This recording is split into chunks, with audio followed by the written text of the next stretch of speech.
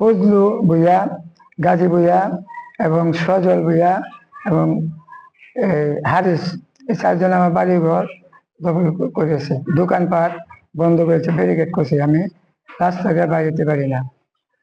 আমার বাড়ি ঘরও ব্যারিকেড, দোকানও আমার ব্যারিকেড। কোনো লোক ঢুকতে পারে না দোকানে। বাসটা বেড়া দিছে এবং ভিতরে দরজা মেরে দিচ্ছে। দোকানপাট বন্ধ, যাতে লোক না আসতে পারে। বেড়া দিছে ফজলুর রহমান, ফজলু ভূঁইয়া, গাজী ভূঁইয়া এবং সজল ভূঁইয়া এবং হারিস মিয়া। তার জন্য এই যে আমার যে ব্যারিকেডটা করছে ডবল ডবল ডবল করছে যে ওরা রাস্তা মনে করেন আমার বাড়ি করে রাস্তা তো দিচ্ছে আমার বাড়ি করে প্রায় 10 হাত। বলছি আমার গুরুস্থানটা আমরা ব্যারিকেড করেন না, আপনার কাছে অনুরোধ। এটা মানছে না, আমার গুরুস্থান পর্যন্ত ব্যারিকেড। এখন যদি আমি মনে করেন আমি মৃত্যু হই, এই জঙ্গলটা ঘুরাইয়া আমার লাশ এই গুরুস্থানে নিতে হবে। আমি সত্য বলছি, আপনি তদন্ত করলো পাইবেন। আমি যেটা মুখদান বলছি এটাই পাইবেন, আমি তুমি মিথ্যা কথা বলে নেব। আর দোকানটা দিয়ে আমার সংসার চলে, এটা দিয়ে আমার অসল বানাইছে। আমি দোকানে নির্ভর, এলাকার মানুষ গণ্যমান সবাই মানে আড্ডা কাছে করে। দোকান, স্কুল আছে, স্কুলে ছেলেমেয়েরা মানে কোনো সবাই নিতে পারে না। পুরা মানে খুব কষ্ট করে কিনছে, ঢাকা বয়ে কিনছে, কিনছে।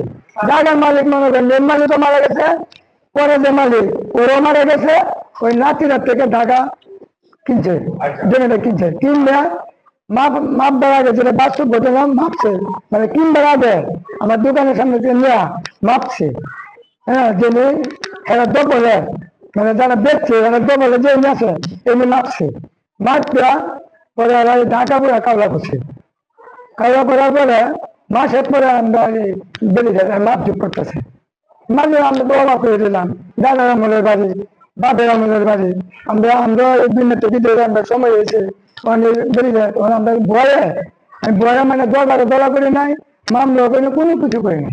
অভিযোগ দিয়েছি 9 তারিখে। তখন এরা সাবেক চেয়ারম্যান একটা ভূমিকা নিয়েছিল, আর জাহাঙ্গীর মেম্বার সাবেক আমার ওয়ার্ডে ভালো ভূমিকা নিয়েছে। আমরা না গরিব নিজের বিচার করে জাহাঙ্গীর মেম্বার সাহেব। পরে পেয়েছে যে কাকু, আমার কাকুরা কাকু চিন্তা করেন না, আমি এটা ভূমিকা নিতেছি।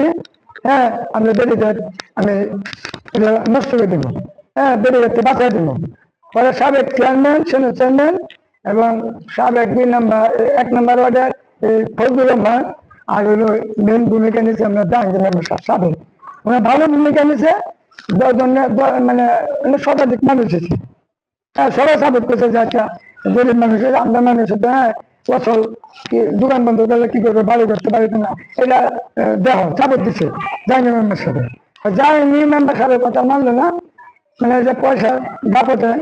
হ্যাঁ, পরে করছে যে কাকু আমি চেষ্টা করছি, পারলাম না, মাফ করে দেবো। বাবা এটা করে না, আমি তোমাকে মাছ চাই। এখন মনে করেন যে কোনো কাজ হলো তার মেয়েতেই কাজ চলে,